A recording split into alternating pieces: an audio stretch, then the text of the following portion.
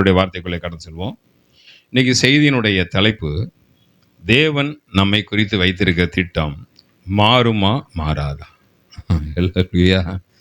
தேவன் நம்மை குறித்து வைத்திருக்கிற திட்டம், எல்லாருக்கும் ஒரு திட்டத்தை ஆண்டவர் வச்சிருப்பார். பவுலுக்கு ஒரு திட்டம், பேதுருக்கு ஒரு திட்டம், எல்லாருக்கும் ஒரு திட்டம். இதே மாதிரி கர்த்தர் உங்களுக்கும் ஒரு திட்டத்தை வைத்திருப்பார். அந்த திட்டம் மாறுமா மாறாதா? முதல் கேள்வி, அது பதில் சொல்லணும். ரெண்டாவது கேள்வி, ஆபிராம் என்கிற பெயர் சிறந்த பெயரா, ஆபிரகாம் என்ற பெயர் ஆண்டவருக்கு பிடித்த பெயரா? ஆண்டவர் பேரை மாத்துறாரு. ஆபிராம்ங்கிற பெயர் என்னவா மாத்துறாரு? ஆபிரகாம் என்று மாத்துகிறார். முதலாவது கேள்விக்கு பதில் சொல்லிடுவோமா? முடிவு பண்ணிட்டீங்களா? கேள்விக்கு பதில், தேவனுடைய திட்டம் உங்களை என்னைய வைத்திருக்கிற தேவனுடைய திட்டம். கேட்குற கேள்விக்கு கையை தூக்கி பதில் சொல்லணும். அல்லேலூயா.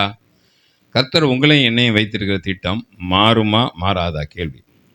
மாறும் அப்படிங்கிறவங்க கை தூக்குங்க பாப்போம். 3 பேர் தேவன் நம்ம வச்ச திட்டம் மாறுன்ட்டாங்க. எந்த அடிப்படையில், எந்த தைரியத்தில் சொன்னாங்கன்னு தெரியல. 3 பேர்.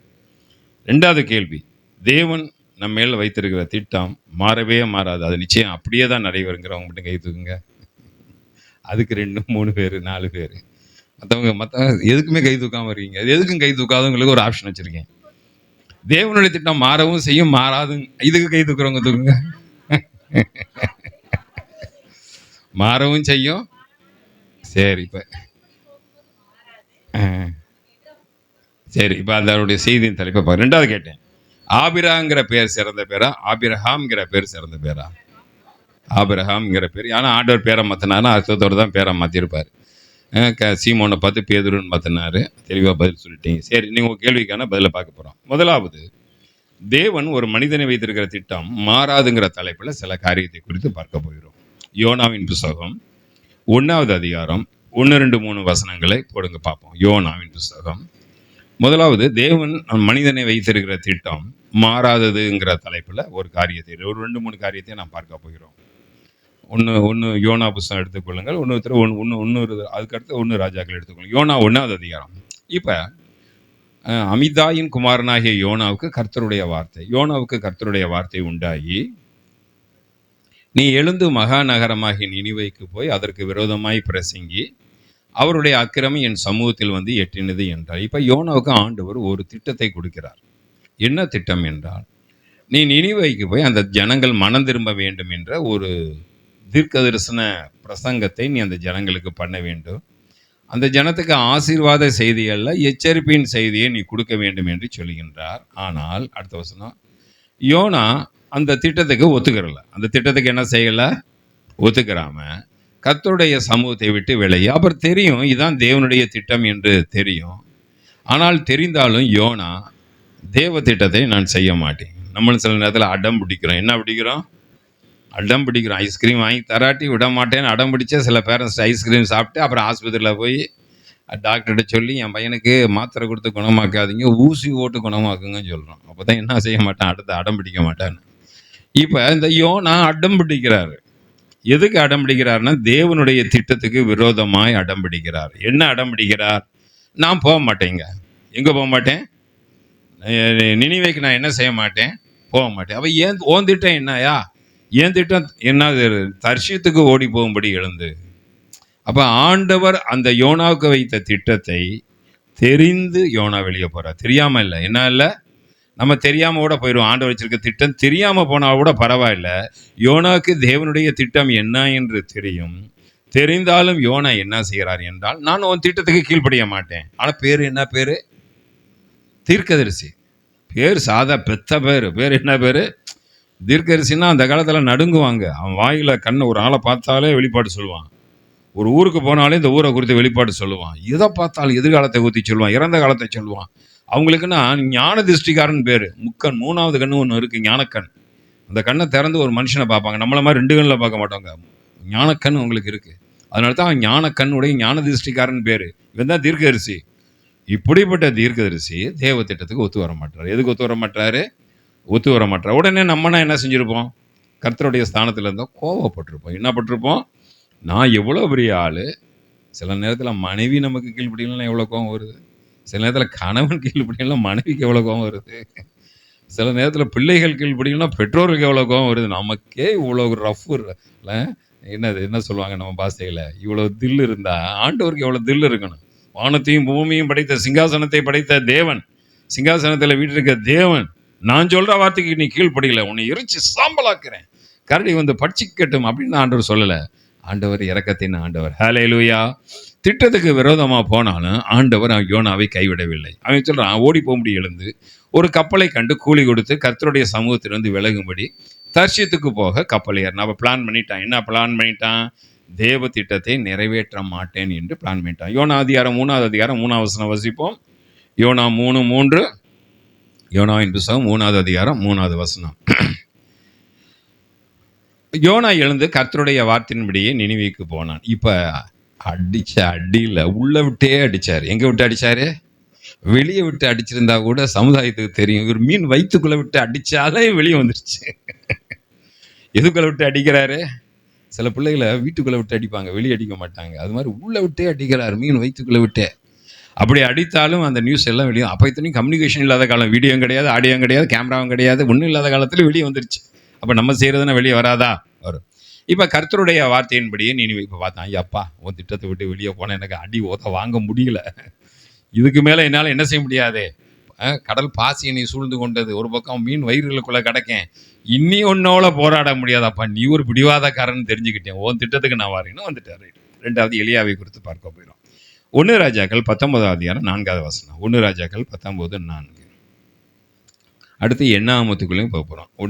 1 ராஜாக்கள் 19வது அதிகாரம் 4வது வசனம். இப்போ எலியாங்கிற ஒரு தீர்க்கதரிசி இருக்காரு. அந்த தீர்க்கதரிசி குறித்து தேவனுடைய திட்டம் என்னவென்றால், உயிரோடு பரலோகத்துக்கு எடுத்துக்கொள்ளப்பட வேண்டும். இதோட இது ஒரு அடக்காரதனை ஒரு 80 வயசு பாட்டிக்கு நடத்தினேன். முகம் அவ்வளோ பிரகாசமாக இருந்தது. நினச்சேன் வயசை வளம் கேட்டேன். 86 நாங்கள். ஆஹா, 86 பூர்ண வயசு. இங்கே பார்த்தா எளிய வயசே இல்லை அவருக்கு, சாவுக்கு மரண நாளே அவருக்கு கிடையாது. வேதத்தில் 3 பேர் உயிரோடு எடுத்துக்கொள்ளப்பட்டார்கள். ஒன்று எலியா, ஒன்று ஏனோக்கு, ஒன்று மெல்கிதிசேக்கு. இவங்க 3 பேரும் உயிரோடு தேவ சமூகத்துக்கு போனவர்கள். இந்த இடத்துல வாசிக்கிறோம், எலியாவை குறித்து பார்க்கும்போது எலியா அவர் ஜெபம் பண்ணுறாரு. அவருக்கு என்ன திட்டம்? தேவனுடைய திட்டம் எலியாவை குறித்து என்ன? உயிரோடு பரலோகத்துக்கு எடுத்துக்கொள்ளப்பட்ட அப்படியே நம்ம தான் வருகையில் மறுரூபமாகும். அவர் இந்த நடப்பு ஆண்டிலே வருகைக்கு முன்னே மறுரூபமாகக்கூடிய ஒரு பெரிய சிலாக்கியம் எலியா. ஆனால் அவர் என்ன ஜெபம் பண்ணுறாரு? ஆண்டவர் பிரயாணம் போய் ஒரு சூரிய செடிங்களை உட்காந்து, ஆண்டவரே நான் சாக வேண்டும் என்று கூறி என் ஆத்துமாவை எடுத்துக்கொள்ளணும் அவர் ஒரு ஜெபம் பண்ணுறாரு. எலியா என்ன ஜெபம் பண்ணுறாரு? நம்ம அடிக்கடி பண்ணுற ஜெபத்தை அவர் கொஞ்சம் பண்ணுறாரு. அவர் ரத்தம் தானே நமக்குள்ளேயும் ஓடுது, அவருடைய வாரிசு தான். நம்ம அடிக்கடி பண்ணுற ஜெபம் என்னது? ஆண்டவரே சாகனா சாகிறதுக்கு ஆண்டவர் எதாச்சும் போயிட்டா என்னோட உயிர் பாதுகாக்கணும். அப்புறம் எதுக்கு ஜெபம் பண்ண? ஆத்திரத்தில் ஜெபம் பண்ணுறது நான் சாகணும்னு புருஷனை மிரட்டுறதுக்கா, இல்லை மனைவியை மிரட்டுறதுக்கா? இந்த இடத்துல வாசிக்கணும். அவர் ஜெபம் பண்ணுறாரு. அவரை குறித்து தேவ திட்டம் என்னன்னு எலியாவுக்கு ஒருவேளை அந்த வேலை தெரிஞ்சிச்சா என்னன்னு தெரியல. நான் சாக வேண்டும் ஆண்டவர் என்று. நீ சாகக்கூடாதுன்னு சொல்லி தானே ஓடியாந்த, இல்லாட்டி இருக்கிற இடத்துல இருந்திருக்கலாமே. ஏசாபலே உனக்கு கொண்டிருப்பான்ல, நீ ஜெபம் பண்ணாமல் உன் ஜெபம் கேட்கப்பட்டிருக்கு இல்லையா? ஏசாபல் என்ன செஞ்சா? ஜெயிலில் போடுவேன் சொன்னா, கொள்ளுவேன் தானே சொன்னேன். ஏசாபல் வந்து உன்னை பிடிச்சி 10 வருஷம் சிறைச்சாலையில் போடுவேன்னு சொல்லி கூட ஓடியாந்துருக்கலாம். நான் உன்னை வெட்ட போகிறேன் தான் சொன்னேன். நீ சாகணுன்னா சும்மா இருந்தாலே வெட்டி கொண்டிருப்பா.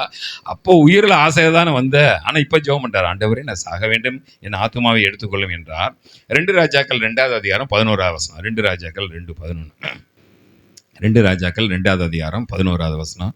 அங்கே போடும்போது ஆண்டவர் அவரை எப்படி எடுத்துக்கொண்டார்? அவர்கள் பேசிக்கொண்டே நடந்து போகையில் இதோ அக்னி ரதமும் அக்னி குதிரையும் அவர்கள் நடுவாக வந்து இருவரையும் பிரித்தது. எலியா சுழல் காட்டிலே பரலோகத்துக்கு ஏறி போனான். கர்த்தர் உயிரோடு எலியாவை எடுத்துக்கொண்டார். எலியாவை குறித்து தேவ திட்டம் என்னவென்றால், அவன் உயிரோடு தேவ சமூகத்துக்கு வரணும். நம்ம அனைத்து நேரத்தில் என்ன நினைக்கிறோம்? பெரிய பெரிய ஊழியம் செய்யணும்னு நினைக்கிறோம். அதெல்லாம் முக்கியம்தான்.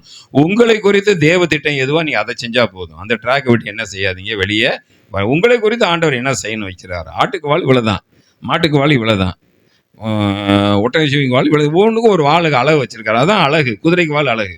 குதிரைக்கு வாழ் வச்சிருக்க மாதிரி ஆட்டுக்கு வாழ் வச்சா எப்படி இருக்கும்?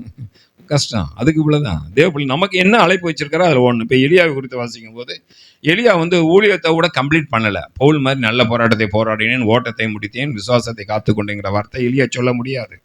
ஏனென்றால் ஆண்டவர் 3 குறிப்பு கொடுத்தார். இஸ்ரேல் மேல் ராஜா, சீரியா மேல ராஜா, எலிசாவை ஸ்தானத்தில் அபிஷேகம் பண்ணல. எலிசா தான் அபிஷேகம் பண்ணாரு. அந்த 2 ராஜாக்களை எலிசா தான் அபிஷேகம் பண்ணார். இவர் அபிஷேகம் பண்ணல. இன்கம்ப்ளீட் மினிஸ்ட்ரி தான் அவர். ஆனாலும் ஆண்டவர் அதை உனக்கு பிறகு உன் சால்வை அவனுக்கு போட்ட, அதனால அவன் ஒரு ஊழியத்தை செய்வான், நீ வான்னு ஒரு திட்டத்தை நிறைவேற்றிட்டார். எலியாவை பொறுத்த வரைக்கும் ஓகே. ஆண்டவர் அவர் திட்டத்துக்கு விரோதமாக ஜெபம் பண்ணாலும் ஆண்டவர் கேட்கலாம், உன் திட்டத்தை நான் என் திட்டம் தான் நிறைவேறுன்னு பண்ணிட்டேன். மூணாவது ஒரு ஆளை குறித்து பார்க்க போகிறோம். என்னாமம் 24வது அதிகாரம் 1வது வசனம் வாசிக்க போகிறோம். என்னாமம் 24:1. என்னாமம் 24வது அதிகாரம் 1வது வசனம் வாசிப்போமா? இஸ்ரவேலை இப்போ பிழையாமை குறித்து வாசிக்கிறோம். என்ன வாசிக்கிறோம் என்றால், இந்த பாலாக் ராஜா பிழையாமை எதுக்கு கூப்பிட்றான்னா, இஸ்ரேல் ஜனங்களை சபிக்கிறதுக்காக கூப்பிடுகின்றான். ஆனால் இந்த இடத்துல நடந்த காரியம் என்னவென்றால், ஆண்டவருடைய திட்டம் இஸ்ரவேலை ஆசீர்வதிப்பதே கர்த்தருக்கு பிரியம் என்று பிழையாம் கண்டபோது, முன் செய்து வந்தது போல நிமித்தம் பார்க்க போகாமல் வனாந்தரக்கு நேரம் இந்த இடத்துல வாசிக்கிறோம். அப்போ பிழையாமை எவ்வளவோ ட்ரை பண்ணி பார்க்குறான்.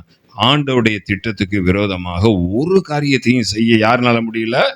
பிழையாம்னால முடியல. அப்போ ஆண்டவருடைய திட்டம் இஸ்ரவேலரை ஆசீர்வதிப்பதே கர்த்தருக்கு பிரியம். அப்போ இந்த 3 காரியத்திலையும் பார்த்தோம், தேவன் உங்களை என்னைய வைத்து என்ன திட்டம் வைத்திருக்கிறாரோ அந்த திட்டம் 100க்கு 100 நிறைவேறும். ஹல்லேலூயா.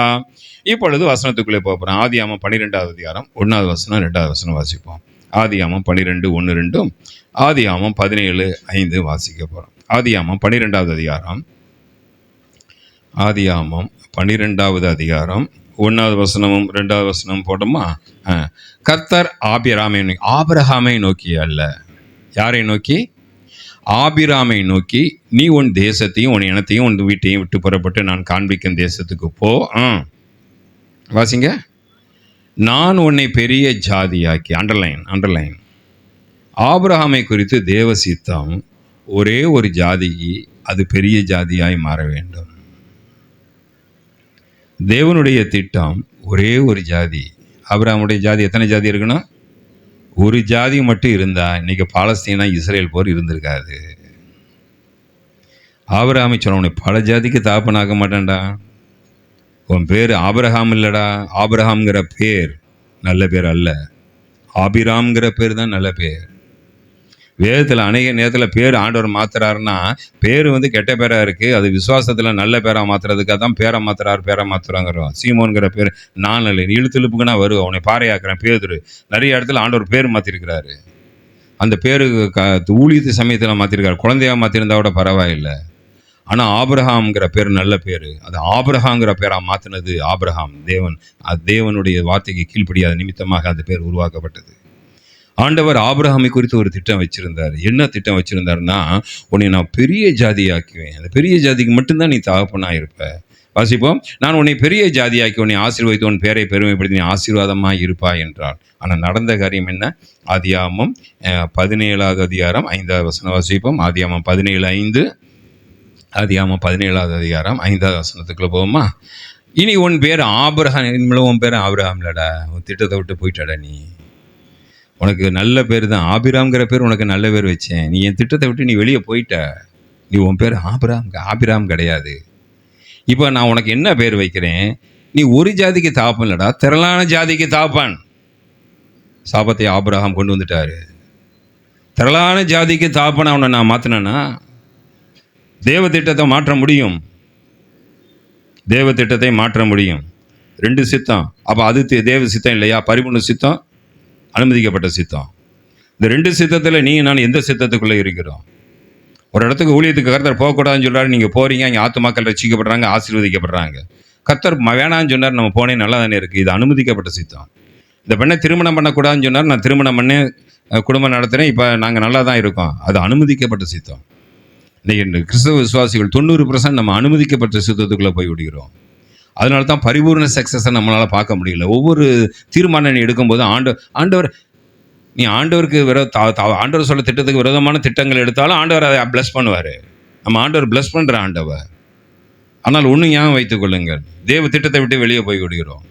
ஆபிரகாமுடைய வாழ்க்கையில் ஆண்டவர் ஆபிரகாமை குறித்து வச்சிருந்த பேர், உன் பேர் ஆபிராம், நீ ஒரே ஒரு ஜாதிக்கு தான் பெரிய ஜாதியாக்குவேன், உன் ஜாதியா, அதுக்கு மட்டும்தான் நீ தகப்பனாக இருப்பாய். நம்ம எப்போ பார்த்தாலும் சாரால தான் குத்திக்கிட்டு இருக்கோம், சாரால் ஆகாரை கொண்டு வந்தால் என்று. இங்கே ஆபிரகாமுடைய மிஸ்டேக்கு. ஆதியாகமம் 17வது அதிகாரம் 5வது வசனத்தில் ஒரு பெரிய பிரச்சனைக்குள்ள ஆபிரகாம் கொண்டு போகிறார். அவர் தள்ளப்படுகிறார். இப்போ ஆண்டவர் அவர் பார்த்து சொல்கிறாரு, இனியும் உன் பேரை நான் ஆபிரகாம் கூட மாட்டேன். ஆபிரகாமுடைய பேருடைய அர்த்தம் வேறு, அது ஒரு ஜாதிக்கு தகப்பன். இப்போ நீ பல ஜாதிக்கு தகப்பன் ஆனதுனால இனிமேல் உன் பேர் ஆபிராம் இல்லை, உன் பேர் ஆபிரகாம். நான் கேள்வி கேட்டேன், ஆபிரகாம் நல்ல பேரா ஆபிரகாம் நல்ல பேராங்கும் போது எல்லாம் என்ன சொன்னீங்க? என் பையன் பேரே ஆபிரகாம் தான். அநேக நேரங்களிலே நாம் எது நல்ல பேருன்னு தெரியல, அதுக்காக ஆபிரகாங்கிற பேர் வைக்க மாற்றக்கூடாது. ஆபிராம் பேர் வச்சிங்கன்னா முடிப்பாங்க, ஆபிரகாம் தான் எல்லாரும் பேர் வைக்கிறோம். ஏன் வைக்கிறோன்னு தெரியாமல் வைக்கிறோம். ஒருத்தவங்க பேர் வச்சாங்க, என்னது சார்லஸ் மனைவி ஒருத்தங்க இருந்தாங்க, பேர் என்ன, டயானான்னு கிறிஸ்டினில் பேர் வச்சாங்க. கடைசியில் டயானாங்கிற ஒரு கிரேக்க தேவதை பேர். நம்மளுக்கு யார் என்ன பேருன்னு தெரியாமே பேரை வச்சிடறோம். டயானான்னு அநேக கிறிஸ்டின்ஸ் இருக்காங்க, வாட்ஸ்அப்லேயும் போயிருக்கு. டயானா என்னங்க பேர்? டயானான்னு என்ன, ஒரு கிரேக்க தேவதையினுடைய பெயர். அதே மாதிரி ஷாத்ராக் மேஷாக் ஆபேக்கு தான் தெரியும் உண்மையிலே எது அவனுடைய தெய்வம் பேர், எது நம்ம தெய்வம் பேருன்னு தெரியாது. எல்லாரும் எல்லாம் பேசுகிறோமோ அதை தான் பேச ஆரம்பிக்கிறோம். இப்போ ஆண்டவர் உன் பேர் ஆபிரகாம் எனப்படாமல் நான் உன்னை திரளான ஜாதிகளுக்கு இப்போதான் பிரச்சனையை ஆபிரகாம் உண்டாக்குறாரு. ஏன் இந்த பிரச்சனை வந்துச்சு? ஆதியாகமம் 12வது அதிகாரம் 9லேருந்து 20 வரைக்கும் போவோம். ஆதியாகமம் 12வது அதிகாரம் 9லேருந்து 20 வரையிலும். ஆதியாகமம் 12 9லேருந்து வாசிப்போம். அதன் பின் ஆபிரகாம். இப்போ ஆண்டவர் ஆபிரகாமே நல்லா கூர்ந்து கவனிங்க, நல்ல தியாலஜி. ஆனால் இன்னும் வர வேண்டிய ஒரு சில பேர் வரல, அதனால் வேதனையாக இருக்குது. அதனால் வாட்ஸ்அப்பில் போயிட்டுருக்கு. இங்கே வாசிக்கிறோம், ஆதியாகமம் 12:9 வாசிக்கிறோம். அதன் பின் ஆபிரகாம் ஆண்டவர் கானான் தேசத்துக்கு வந்தார். நான் சொல்கிறேன், அந்த யோசுவா பீரியடில் போகும்போது தான் கானான் தேசம் செழுமையின் தேசமாக இருந்தது. ஆபிரகாம் காலத்தில் கானான் தேசம் போகும்போதும் அது செழுமை கிடையாது. அந்த ரோமர்கள் ஆட்சியினுடைய அந்த உபத்திரத்தின் காலத்துக்கு பிறகு அவங்க திரும்பி போனாங்க பார்த்தீங்களா, பால்பர்ட் டிக்ளரேஷன், அப்பயும் அது செழுமையான பூமி கிடையாது. அதே நல்ல செழுமையான பூமி இல்லை. ஆனால் ஆண்டவர் காட்டுறாருன்னு சொல்லி போயிட்டாரு. அப்போ போய் பார்த்துட்டு தெற்கே பிரயாணம் பண்ணி மேடம் அங்கேருந்து தப்பிச்சு எகிப்துக்கு போகிறாரு. ஏன்னா இந்த ஆண்டவர் சொன்ன திட்டத்தின்படி தான் வந்தோம், ஆனால் இங்கே ஒரு கஷ்டம் இருக்குன்னு சொல்லி பக்கத்தில் ஆண்டோட பெர்மிஷன் இல்லாமல் எகிப்துக்கு போகிறாரு. அடுத்த வசனம் வாசிப்போம். 9லேருந்து 20 வரைக்கும் வேகமாக போட்டுவாங்க. அந்த தேசத்தில் பஞ்சம் உண்டாயிருச்சு. பஞ்சம் இருந்ததுனால ஆண்டோடைய ஆலோசனை கேட்காம ஆபிரகாம் என்ன செய்கிறாரு, எகிப்துக்கு போகிறாரு. எகிப்துக்கு போகிறதுக்கு ஆண்டோடைய ஆலோசனை கேட்கல, போயிட்டார். அவரோடு போயிட்டார். ஏன்னா இங்கே பிரச்சனை, பஞ்சம், ஆடு மாடுகளுக்கு உணவு இல்லை. போயிட்டார். அங்கே எகிப்துக்கு சமீபமாய் வந்த போது மனைவியை பார்த்து சொல்றாரு, நீ ரொம்ப அழகுள்ள ஸ்திரீயா இருக்காய். அடுத்த வசனம், எகிப்தியர் உன்னை காணும் போது அவனுடைய மனைவி என்று சொல்லி என்னை கொண்டு போட்டு உன்னை உயிரோட பார்ப்ப. ஏன் அவன் உயிர் தான் தங்க கட்டி சக்கரை கட்டி. இவன் என்ன சொல்றாரு, என்னையை பாதுகாக்கணும். யாரை பாதுகாக்கணும்? உன்னை அடையிறதுக்காக யாரை கொண்டு போட்டுருவான்? என்னையை கொண்டு போட்டுருவான். அதனால என்னையை கொண்டு போட்டு உன்னை உயிரோட வச்சிருவாங்க. வசிப்போம். ஆகையால் உன் நிமித்தம் எனக்கு நன்மை உண்டாகும்படி உன்னாலே என் உயிர் பிழைக்கும்படி எனக்கு சகோதரி என்று சொல்லி என்றார். ஆபிரகாம் எகிப்தில் வந்தபோது அந்த ஸ்திரீ மிகுந்த அழகு உள்ளது என்று கண்டார்கள். பார்வோனுடைய அவளை கண்டு பார்வோனுக்கு முன்பாக புகழ்ந்தார்கள். அந்த ஸ்திரீ பார்வோனுடைய அரண்மனைக்கு கொண்டு போகப்பட்டால் அவள் நிமித்தம் ஆபிரகாமுக்கு தயை பாராட்டணும். இங்கே தான் ஒரு பெரிய மிஸ்டேக். இப்போ சாராள் நிமித்தமாக அவனுக்கு ஆடுகள், மாடுகள், கழுதைகள், வேலைக்காரிகள், கோழிக்கை, கழுதைகள், எல்லாம் யார் நிமித்தம் கிடைச்சது என்றால் சாராள் நிமித்தமாக ஆபிரகாம் கிடைத்தது. அடுத்த வசனம் போடுங்க. ஆபிரகாமுடைய மனைவியை சாராய் நிமித்தம் கர்த்தர் பார்வோனையும் அவன் வீட்டையும் வாதைகளால் வாதித்தார். அப்பொழுது பார்வோன் ஆபிரகாமை அழைத்து, ஏன் எனக்கு இப்படி செய்தா? இவ்வளோ உன் மனைவி என்று நீ அறிவிக்காமல் போனது என்ன? இவளை நான் மனைவியாக்கி கொண்டிருந்தார் பெண்ணே, உன் மனைவியை அழைத்து கொண்டு போ என்று சொன்னான். அப்பொழுது பார்வோன் ஆபிரகாமை அப்பொழுது பார்வோன் அவனை குறித்து தன் மனுஷருக்கு கட்டளை கொடுத்தான். அவர்கள் அவனையும் அவன் மனைவியும் அவனுக்கு உண்டான எல்லாவற்றையும் இங்கே தாங்க பாய்சன். அநேக நேரங்களில் ஆசீர்வாதம் என்ற பெயரில் சில ஸ்தாபங்களை நான் இழுத்துக்கொள்ளக்கூடாது. சர்ச்சுக்குள்ளே கூட தேவ சித்தத்தின்படி இன்னைக்கு பாஸ்டர்ஸ் நாங்கள் ஜெபம் வாங்குங்கிறோம். தேவ சித்தத்தின்படி ஆட்களை கொண்டு வர வேண்டும் என்று ஜெபம் பண்ணுவோம். குடும்பத்தில் திருமண உறவிலையோ பிஸ்னஸ் உறவிலையோ நீ பார்ட்னர்ஷிப் வைக்கும்போது சில நேரங்களிலே ஆசீர்வாதம் என்ற பேரில் சாபத்தை கொண்டு வந்து வைத்தரக்கூடாது. இந்த இடத்துல எப்படி பிசாசு தன்னுடைய விதையை விதைக்கிறான் தெரியுமா? அங்கே ஆபிரகாம் சீடில் இந்த இடத்துல வாசிக்கிறோம், நீ மனைவியை கொடுத்துட்டானே, அவன் கொடுத்த பொருளை நீ திருப்பி கொடுத்துருக்க வேண்டாமா?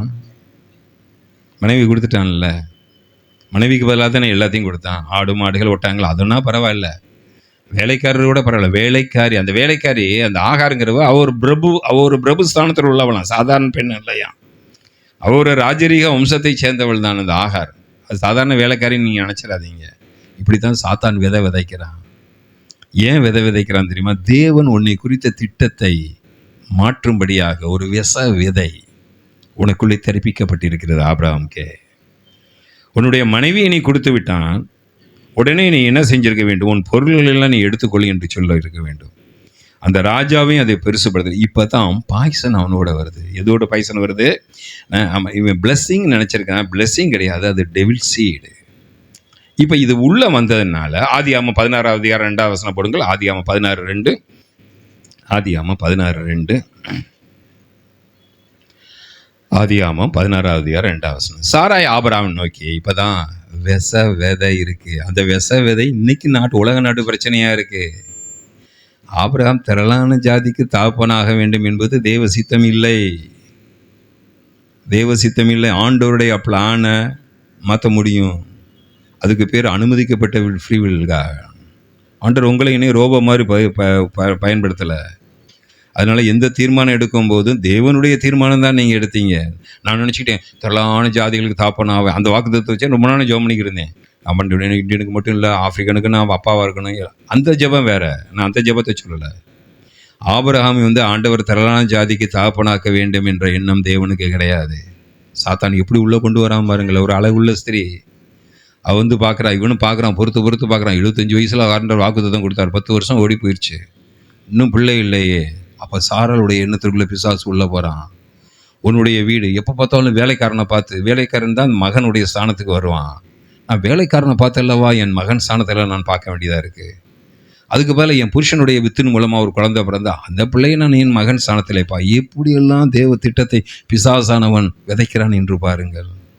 எந்த நோக்கத்தோடு எகிப்திலிருந்து அந்த பெண்ணு கொண்டு வரப்பட்டால் இப்போ அவைக்கு இன்ஸ்ட்ரக்ஷன் கொடுக்குறா. என்ன இன்ஸ்ட்ரக்ஷன் கொடுக்குறா? இதாங்க ஒரு பெரிய பிரச்சனை. அடுத்து மட்டும் ஆகார துரத்தும் போது மட்டும் தேவன்கிட்ட போய் கேட்குறாரு ஆபிரகாம், ஆண்டவரே இந்த பெண்ணை அடிமை பண்ண துரத்த சொல்கிறாரு, நான் மாட்டேன், துரத்தவா வேணாமா? இல்லை அவள் பேச்சை கேட்டு துரத்த. அதை மட்டும் கேட்டே இல்லை, இதை கேட்டுக்கணும் இல்லையா? எப்படியெல்லாம் தேவ திட்டத்தை மாற்றுகிறான்னு பாருங்கள். இந்த இடத்துல மாற்றின உடனே இப்போ கேட்குற அடிமை பெண்ணோடு சேரும். ஒருவேளை அவளால் என் வீடு கட்டப்படும் என்றால். சாராயின் வார்த்தைக்கு ஆபிரகாம் செவி கொடுத்தான். சாத்தானின் வார்த்தைக்கு சாராள் செவி கொடுத்ததை போல இங்கே சாராளுடைய வார்த்தைக்கு ஆபிரகாம் செவி கொடுத்தார். சில நேரங்களிலே பிளெஸ்ஸிங்கிற பேரில் சில சத்துருவோம் திட்டத்தை மாற்றி விட்டுருவான்.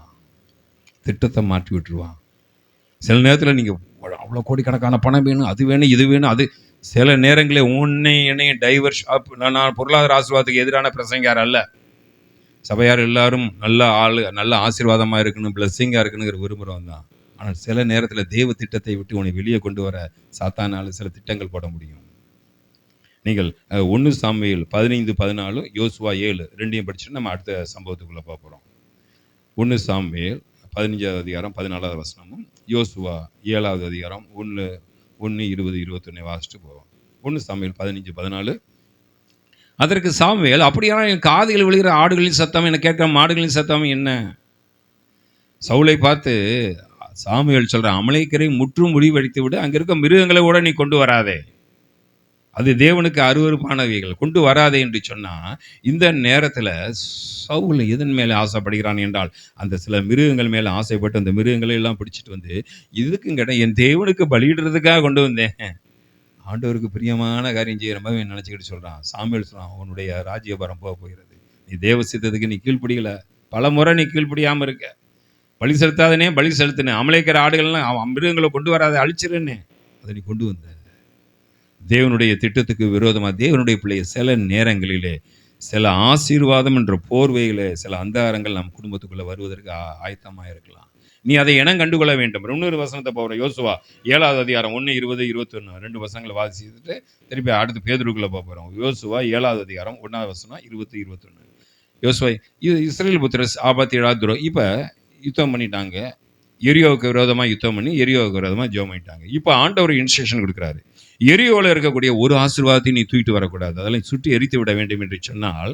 அங்கே யூதா கோத்திர குமாரனாகிய யார் ஆகான் என்பவன் சாபத்தீடான் சிலதை எடுத்துக்கொண்டான். ஆக அவன் நினச்சிக்கிட்டான் இதெல்லாம் விலை உயர்ந்த பொருள். 20, 21 வசனங்கள் போடுங்கள். 20, 21 ஆதி யோசுவா 7 அதிகாரம் 20, 21. அப்பொழுது ஆகான் யோசுவாக்கு பிரயோஜனமாக, நான் தேவனுக்கு விரோதமாக யுத்தத்துக்கு போகிறாங்க. அது சின்ன பட்டணம், ஆயு பட்டணம். அவன் சொல்கிறான், யோசுவாட்ட வந்து சொல்கிறான், ஐயா எதையோ நம்ம ஜெயிச்சிட்டையா, இது சின்ன பட்டணையா, அட்லீஸ்ட் ஒரு 3000 பேர் போதும், 2000 பேரோட போதும். யோசுவா சொல்கிறான், 2000 நான் 3000 கூட கொண்டு போங்க, அது சின்ன பட்டணம், அசால்ட்டாக விட்டான். ஆனால் அதில் தான் தோற்று போனான். இல்லை 3000 பேர் அழுகிறான் யோசுவா, ஆண்டவரே எரியோ கோட்டைன்னா விழுந்து போச்சு, இந்த ஆயு கேவலமாக இருக்கு, ஊரில் தலை கட்ட முடியாது, ஊரில் இருக்க மற்ற தேசத்துக்காரனா சொல்லுவாங்களே எதையோ ஜெயிச்சா இதில் போய் தோத்துட்டான்னு. அருவருப்பாக இருக்குன்னு யோசுவா சொல்லும்போது உன்னுடைய இல்லத்திற்குள்ளே ஒரு தவறான ஒரு ஆசீர்வாதம் வந்து விட்டது. அதுக்கடுத்து அவன் ஒப்பு கொடுக்குறான். 7:20 21 வசனம் படுங்கள். 21 சீக்கிரமாக. கொள்ளைகளை நேர்த்தியான ஒரு பாபிலோன் சால்வ, 600 வெள்ளிச்சேக்கல், 50 நிறையான ஒரு பொன் பாலம், இவைகளெல்லாம் கண்டு அவைகளை இச்சித்து எடுத்துக்கொண்டேன். கூடாரத்தின் மத்தியில் பூமிக்குள் புதைந்து இருக்கிறது வெள்ளி அதனடி. இதெல்லாம் கூடாரத்துக்குள்ள புதைச்சி வச்சிருக்கிறான். இது நிமித்தமா இஸ்ரவேல் தோத்து போறா. தேவனுடைய பிள்ளைய தேவனுடைய திட்டத்தை மாற்ற பிசாசு நம்மளை பயன்படுத்துவான். அது அனுமதிக்கப்பட்ட சித்தமாய் மாறும். அடுத்து ஒரு காரியத்தை குறித்து நான் பார்க்க போறோம். 2 இடத்துலையும் பார்த்துட்டோம். இப்போ திருப்பி ஆதியாகமம் 25வது அதிகாரம் 1வது வசனம் 2வது வசனத்துக்குள்ள வருவோம். ஆதியாகமம் 25 1 2. ஆதியாகமம் 25 1வது வசனமும் 2வது வசனம் வாசிப்போமா? ஆபிரகாம் கேத்துரால், இவங்க யாருங்க? நீ ஒரே ஒரு ஜாதிக்கு தான் தாப்பனாக மாற வேண்டும் என்று ஆபிரகாம் வாக்குத்தத்தம் வாங்கிட்டு, இப்போ ஆகார் மூலமா இஸ்மவேலுக்கு வம்சத்து, இப்போ இஸ்மவேலுக்கு வம்சம் யார் தாப்பன்னு நினைக்கிறீங்க?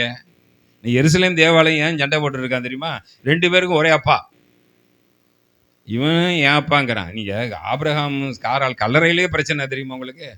ஆபிரகாம் ஒரு கல்லறை பாலஸ்தீனரை சேர்ந்தது, சாரால் கல்லறை வந்து இஸ்ரேலை சேர்ந்தது. இவன் இங்கே பார்த்துட்டு இங்கே வாங்கினா இவன் வீசா வாங்கிட்டு தான் இங்கிட்டு வரணும். இவன் புருஷன் பொண்டாட்டியை பார்க்கவே முடியாது. 2 சென்சிட்டிவ் ஏரியா வேறு. அங்கே போனால் ஷூட்டிங்னா நடக்குமா, அடிக்கடி ஃபயரிங் நடக்குமா.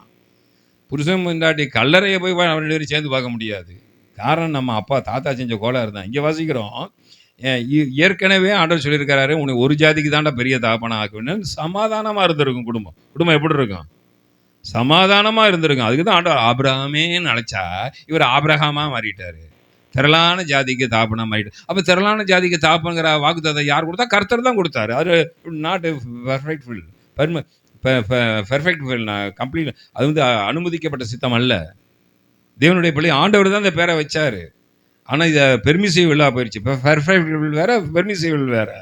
இந்த இடத்துல கேத்துரால வேற கல்யாணம் பண்ணி அவன் மூலமாக எத்தனை பிள்ளை? 6 பிள்ளை பேருடைய சிறிய விவாகம் பண்ணியிருந்தான்.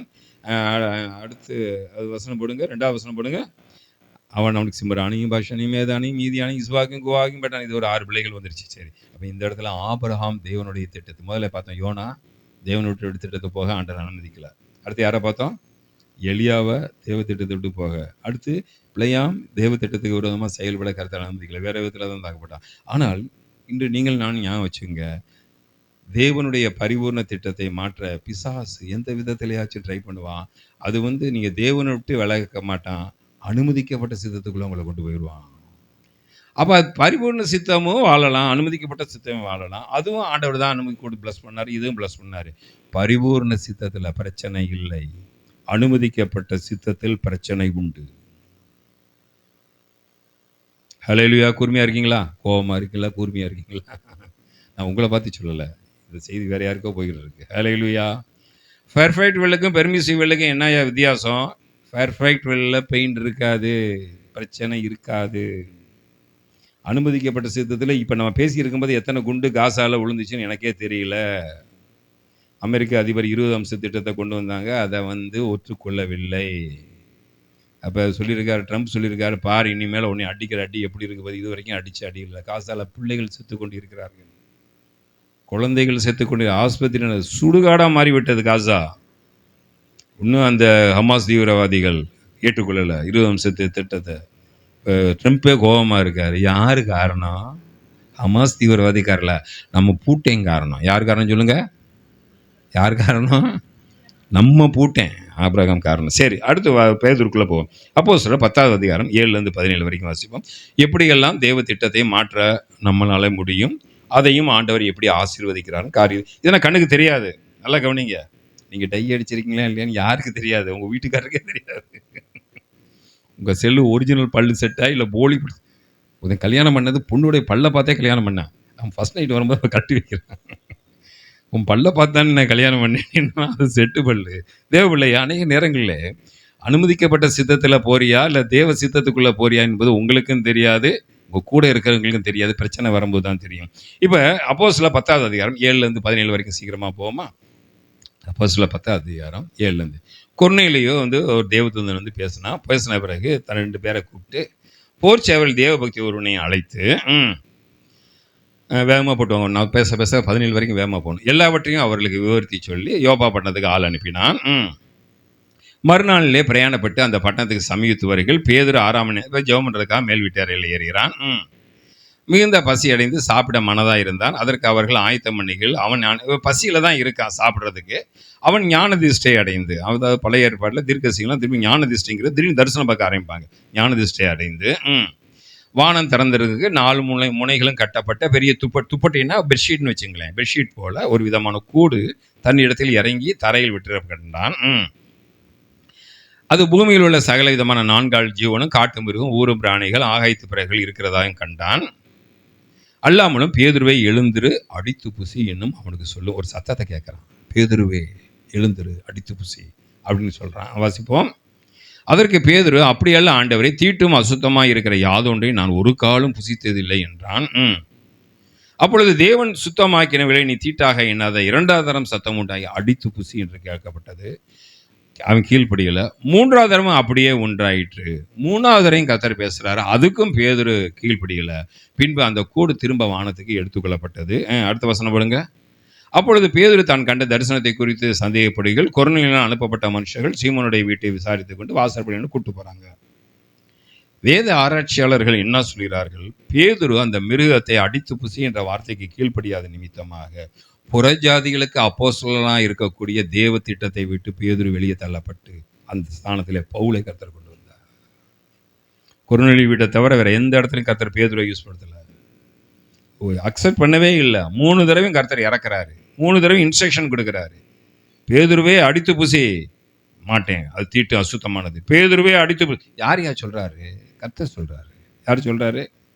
சில நேரத்தில் சில உணவை அந்த டாக்டர் அட்வைஸ் பண்ணுறதுனால சாப்பிட்டேனால சாப்பிட முடியாது, கசப்பாக இருக்கும். ஆனால் டாக்டர் சொல்லுவார், இந்த ஆகாரத்தை இந்த இலையை நீ சாப்பிட்டா தான் வியாதி சுகமாகும் என்று சொல்லும்போது அந்த டாக்டர் வார்த்தை கீழ்ப்படிஞ்சு நம்ம சாப்பிட வேண்டியதாக இருக்கிறது. உண்மையிலே எனக்கு பாவக்காய் கண்டா பிடிக்கவே பிடிக்காது. பாவக்காய் அன்றைக்கி செய்கிற அன்றைக்கி அந்த சட்டிக்குள்ளே அப்படியே பாவக்காய் இருக்கும். என் மனைவியும் நல்லா டேஸ்ட்டாக தான் செய்வாங்கனாலும் இறங்காது. ஆனால் டாக்டர் சொல்லுவாங்க அது சாப்பிட்டா தான் சர்க்கரை சத்து குறையும். அப்போ டாக்டர் சொன்னதுக்காக வச்சு நான் பாவக்காயை சாப்பிடணும். யார் சொன்னா? கர்த்தர் தானே உன்னை அடித்து. நல்லா கவனிங்க, தேவ திட்டத்தை நீயும் நானும் மாற்ற முடியும். மாற்றினா அதை ப்ளஸ் பண்ணுவாரா? ப்ளஸ் பண்ணுவார், ப்ளஸ் பண்ணுவார்.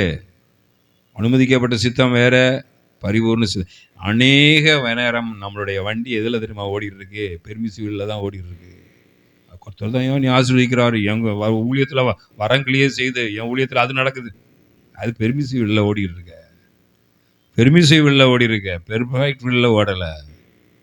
தேவனுடைய திட்டத்தை மாற்ற முடியும் கீழ்ப்படியாமை நிமித்தமாக. ஆனால் அதில் பெயின் இருக்கும், பெயின் அனுபவிக்கணும், பெயின் அனுபவிக்கணும். ஆண்டவர்னால எல்லாம் ஓடும், ஆனால் பெயின் அனுபவிக்க வேண்டியிருக்கும். இப்போ பேதுருடைய நான் நினச்சிக்கிட்டேன் இந்த தீட்டும் அசுத்தம் இல்லாத கொர்நேலியு வீட்டுக்கு தான் ஆண்டவர் சொன்னார் நினச்சேன். வேத ஆராய்ச்சியாளர்கள் சொல்கிறாங்க அது கொர்நேலியுடைய ஊழியத்தை குறித்து கர்த்தர் பேசி, இப்போ பேதுருடைய ஊழியத்தை குறித்து கர்த்தர் பேசியிருக்காரு. பேதுரு அந்த ஊழியத்துக்கு அக்செப்ட் பண்ணலை. ஏன்னா கொர்நேலியு வீட்டுக்கு போயிட்டு வந்ததுக்கே அவ்வளோ தகராறு. எங்கே போனால் வீட்டில் சாப்பிட்டேன், விருத்த சேதனை உள்ள நீ விருத்த சேதனை உள்ளவன்ட்ட போய் சாப்பிடலாமா?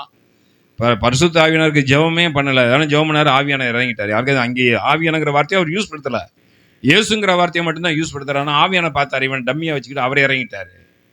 ஆனால் அதுக்கடுத்து பேதுரு புறஜாதியில் பவுல் அப்போஸ்தலர் நடவடிக்கைகள்ல பவுலை குறித்து தான் எழுதப்பட்டிருக்கு.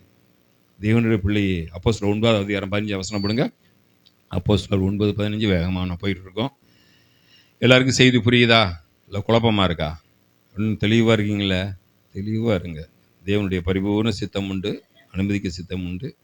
அனுமதிக்கப்பட்ட சித்தத்துக்குள்ளே போகாதீங்க. பரிபூர்ண சித்தத்துக்குள்ளே இருந்தீங்கன்னா அட்லீஸ்ட் அப்போயாச்சும் 1 தடவை 2 தடவை அனுமதிக்கப்பட்ட சித்தம். நீ அனுமதிக்கப்பட்ட சித்தத்துலேருந்து அப்புறம் அனுமதிக்கப்படாத எதாச்சும் போய் பிரச்சனை மாட்டிக்கிடக்கூடாது. ஹல்லேலூயா. இந்த எக்ஸிபிஷனில் ஒரு விளையாட்டு விளையாடுவோம் நாங்கள், அது அடிக்கடி சொல்லுவேன். என்னென்னா காசை கொடுத்துருவோம், கொடுத்தோன்னே ஒரு கம்பி இருக்கும், அதில் இன்னொரு ரோல் இருக்கும், அதை அப்படியே தூக்கிட்டு போகணும். அதில் டச் ஆச்சு வச்சுங்க ஏன்னு கத்திடும், அவ்வளோதான், பணம் அவுட்டு. அதை அப்படியே யாருனாலும் தொடாமல் கொண்டு போக முடியாது. தேவப்பிள்ளை நீ அப்படியே தேவ சித்தத்துக்குள்ளே போகிறேன்னா உன்னை நீயே ஆராய்ச்சிப்பார். தப்பான சித்தத்துக்குள்ளே போகிறது தவறு, ஆனால் வெளியே வந்திருக்கணும். ஏற்கனவே ஆகார் மூலமாக ஒரு ஜாதியை உண்டாக்கிட்டு அடுத்து ஒரு 6 ஜாதியை உண்டாக்கி விட்றீ நீ. இப்போ 7 ஜாதியும் சேர்ந்து அந்த ஒரு ஜாதியை அனுப்பிக்கிறான். வாக்குத்தத்த ஜாதியை போட்டு அடிச்சுட்டு இருக்காங்க. இதேபோல் இந்த இடத்துல அடுத்த சம்பவத்துக்குள்ளே போகிறோம். கர்த்தர் நீ இப்போ பவுலை குறித்த கர்த்தர் சொல்கிறாரு, அவன் புறஜாதிகளுக்கும் ராஜாக்கும் இஸ்ரேல் புத்திரருக்கும் என்னுடைய நாமத்தை அறிவிக்கிறதுக்காக நான் தெரிந்து கொண்ட பாத்திரம். பவுலுக்கு போயிருச்சு. நல்லா கவனிங்க, நல்லா கவனிங்க. பேதுரு மேலே இறங்க வேண்டிய பிளஸ்ஸிங், எலியா மேலே இறங்க வேண்டிய பிளஸ்ஸிங் எலிசாவுக்கு போயிடுச்சு. தெரியுமா? அந்த 2 ராஜாக்களையும் எலியா தான் அபிஷேகம் பண்ணியிருக்கணும். எலிசா பண்ணார். கீழ்ப்படியாத நிமித்தம் அந்த பிளஸ்ஸிங் வேற ஒருத்தருக்கு போயிடுச்சு. நான் உங்களை அழைப்பை விட்டு ஆண்டவர் நான் திருப்பி சொல்கிறேன், யோனாவை வச்சு என்ன செய்யணும் விரும்புகிறாரோ அதை தான் செய்வார். நீ கடலுக்குள்ளே போனாலும் சரி, மீன் வயிற்றுல போனாலும் நம்ம ஆண்டவர் அப்படிப்பட்ட ஆண்டவர். ஆனால் சில நேரத்தில் நம்ம பிடிவாதம் தேவனுடைய ஆளுகையை விட்டு நம்ம வெளியே கொண்டு வருகிறது. இந்த இடத்துல வாசிக்கிறோம். இப்போ ஆண்டவர் பவுலை பார்த்து சொல்கிறாரு, நீ புறஜாதிக்கு ராஜா, புறஜாதிக்கு ராஜாவுக்கு நீ தான் தீர்க்கதரிசன ஊழியம் பண்ணுவ, புறஜாதிகளுக்கு ராஜாக்கு இஸ்ரேலுக்கு நீ தான் ஊழியம் பண்ணுவ, புறஜாதிகளுக்கு நீ தான் ஊழியம் பண்ணுவ, ராஜாவுக்கும் ஊழியம் பண்ணுவ. அடுத்து ஆசரிப்பு கூடாரத்தை குறித்து பார்க்க வரோம். நீங்கள் யாத்திராம புஸ்தகம் போட வேணாம், அது ஸ்க்ரீனில் போட வேணாம். 25வது அதிகாரத்திலிருந்து 31வது அதிகாரம் வரைக்கும் ஆசரிப்பு கூடாரம் எப்படி கட்டணும்னு சொல்லி அந்த சீனாய் மலையில் அந்த உடன்படிக்கை 40 நாள் தங்கியிருக்கும் போது 2 உடன்படிக்கை பலகையை கொடுத்தாரு பார்த்தீங்களா? அந்த பலகையை கொடுத்துட்டு ஏன் மோசை இறங்கி வர்றதுக்கு காலதாமதம் ஆச்சுன்னா, அவ்வளோ தூரத்துக்கு அந்த 6 அதிகாரம் அந்த ஆசரிப்பு கூடாரத்தில் என்ன நூல் போடணும், என்ன கட்டணும், யாரை வச்சு செய்யணும், அது நீளம் எவ்வளோ இருக்கணும், அகலம் எவ்வளோ, இந்த கதை இந்த பிளானைத்தான் 25வது அதிகாரத்திலேருந்து 31வது அதிகாரம் வரைக்கும் ஒரு ஆசரிப்பு கூடாரத்தில் உள்ள ஒவ்வொரு இன்ச் பை இன்ச்சாக கர்த்தர் விளக்குறாரு. அதனால தான் மோசையை இறங்கி வர்றதுக்கு காலதாமதம். இன்ச் பை இன்ச்சா ஐயா 6 அது படிக்க வேணாலும் முடியாது, யாரும் படிக்க முடியாது. யாத்திராம 25லேருந்து 31 வரைக்கும் யாரும் படிக்க முடியாது. அது நமக்கு ஒரு பிரயோஜனம் இருக்க மாதிரி தெரியாது. ஏன்னா இந்த நூல் அந்த நூல் அப்படி போடு இப்படி போடு, ஆசரிப்பு கூடாரத்தில் இதை போடு, யார் தூக்கிட்டு வரணும், அது யார் அதை கலட்டணும், யார் அதை மாட்டணும், 12 கோத்திரத்தில் எந்த கோத்திரம் அதை தூக்கிட்டு போகணும், அதை தூக்கிட்டு போகிறதுக்கு முன்னுக்கு எத்தனை கோத்திரம் போகணும், பின்னுக்கு எத்தனை, எல்லாத்தையும் டீச் பண்ணார். 2 சாமுவேல் 7வது அதிகாரம் 1லேருந்து 7 வரைக்கும் வாங்க. திருப்பி சொல்கிறேன், அனுமதிக்கப்பட்ட சித்தத்தில் வேதனை இருக்கும், பரிபூர்ண சித்தத்தில் வேதனை இருக்காது. 2 சாமுவேல் 7வது அதிகாரம் 1லேருந்து 7. இப்போ நம்மால் யார் ஒரு திட்டத்தை உருவாக்குறாரு. என்ன திட்டம்? கர்த்தர் ராஜாவை சுற்றிலும் இருந்த அவனுடைய தாவீதை குறித்து சொல்லப்படுகிறது. என்ன சொல்லப்படுகிறது? சகல சத்துருக்களும் அவனை நீங்களாக்கி இளைப்பாற பண்ணின போது அவன் தன் வீட்டிலே தாவீது அரண்மனையில் வாசமாக இருக்கார். பார்த்துக்கிறாரு, நல்ல ஒரு ஆடு மேய்ச்சி இருந்தான்டா, ஆட்டு பின்னுக்கு பேங் கத்திக்கிட்டு வனாந்தரத்திலே தங்கியிருந்தேன். இன்னைக்கு என் லெவலை பாரு, எங்கே போயிட்டேன் பாரு. இந்த அரண்மனை என்ன சூப்பரான அரண்மனையில் நம்ம தங்கியிருக்கோம். கேதுரு மரம், தேக்கு மரம் உள்ள அவ்வளோ ஏர் கண்டிஷனில் இருக்கும். அப்போ தான் யோசிக்கிறாரு, நம்ம இவ்வளோ தூரம் இருக்கமே, நம்ம ஆண்டவருடைய உடன்படிக்கை பற்றி என்னமோ கூடாரத்துக்குள்ளே துணிக்குள்ள இருக்குது, அது ஒரு சின்ன இடத்துக்குள்ள இருக்குது. இப்போ அவனுக்குள்ள ஒரு எண்ணம் வருது. என்ன வருது? நீங்களாக்கி இளைப்பாற பண்ணும்போது அவன் தன் வீட்டில் வாசமாக இருக்கையில் 7 வரைக்கும் போடுமா, ராஜா தீர்க்கதரிசியை நாத்தான்கிற தீர்க்கதரிசியை நோக்கி, பாருயா, நான் கேதுரு மரத்தில் செய்யப்பட்ட வீட்டில் நான் நல்லா வாசமாக இருக்கேன். ஆனால் ஆண்டவருடைய பெட்டியோ எங்கே இருக்கு? நம்ம தாங்க அந்த ஸ்டேட்டஸ் பார்க்குறோம். என்ன பார்க்குறோம்? பழகும்போது கூட எப்படி பார்ப்போம்? பாஸ்டர்ஸ் கூட நாங்கள் பழகும்போது அந்த அந்த லெவலை கொஞ்சம் பார்த்துக்கிறது. ஏன்னா கொஞ்சம் லோ லெவலில் போனால் கடன் கேட்பாங்க, ஹை லெவலில் போனால் நம்மளை மதிக்க மாட்டாங்க. ஊழியத்திலே சொல்கிறேன், ரொம்ப தருத்திரத்தில் இருக்க பாஸ்டர்ஸில் பழகினா கொஞ்ச நாள் பழகுவாங்க, அப்புறம் கைமாத்து கொடுக்குறியான்னு கேட்பாங்க. அது அப்படி 1-2 பேர், எல்லோரும் இல்லை. ரொம்ப பெரிய பாஸ்டர்ஸ்னால் அவர் ஸ்டாண்டுக்கு நம்மளை வரலைன்னா நம்மளை மட்டமாக பார்ப்பார். அதனால் நம்ம லெவலில் யார் இருக்கா, அப்படிதான் ஸ்டேட்டஸுங்கிறது இருக்குது, ரசிக்கப்பட்டாலும் இருக்குது. ஆனால் இங்கே ஸ்டேட்டஸ், இப்போ பேதுரு அவன் ஆண்டவருக்கு ஸ்டேட்டஸ்னால் கிடையாது. அவர் பிறந்ததே சாதாரண தொழுவத்தில் தான். அவர் ஸ்டேட்டஸ் பார்க்குற ஆண்டவர் கிடையாது. இப்போ பிரச்சனை ஆகுது. இவர் ஒரு கிரியேஷன் பண்ணுறாரு. எப்படி அன்றைக்கி சாரால் மைண்டுக்குள்ளே வந்ததோ அது மாதிரி இப்போ தாவீது மைண்டுக்குள்ளே ஒரு எண்ணம் வருது. என்ன வருது? நான் வாழ்கிற வீடு ஒரு கேதுரு மரத்தில் செய்யப்பட்ட ஒரு அரண்மனைக்குள்ளே வாசம். ஆனால் ஆண்டவருடைய பெட்டியோ ரொம்ப வேதனையான இடத்துல இருக்குது. வாசிப்போம். எது வரைக்கும் போட போகிறீங்க? 7வது வசனம் வரைக்கும் போட போகிறீங்க. நாத்தான் ராஜாவின் இனி போய் உங்களுடைய இருதயத்தில் விடப்படிய அவன் கேட்குறான். அவனை கேட்டவன நாத்தான் யோசிக்கிறான். சில நேரங்களில் அனுமதிக்கப்பட்ட சித்தம் இன்னமும் ஆண்டவருக்கு பெரிய தியாகம் பண்ணுற மாதிரி இருக்கும். நாத்தான் சொல்கிறான், ஐயோப்பா என்ன தேவ பக்தி, என்ன தேவ பக்தி. அதுவே ராஜா ஆயிட்டானா எனக்கு என்னென்னு ஆண்டவரை விட்டுட்டு போயிடுவான், ஆண்டவரை நடு ரோட்டில் விட்டு போயிடுவாங்க.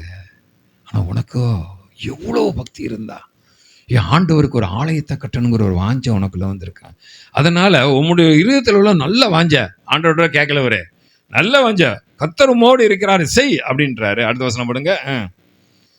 அன்று ராத்திரியிலே கர்த்தருடைய வார்த்தை யாருக்கு உண்டாயி?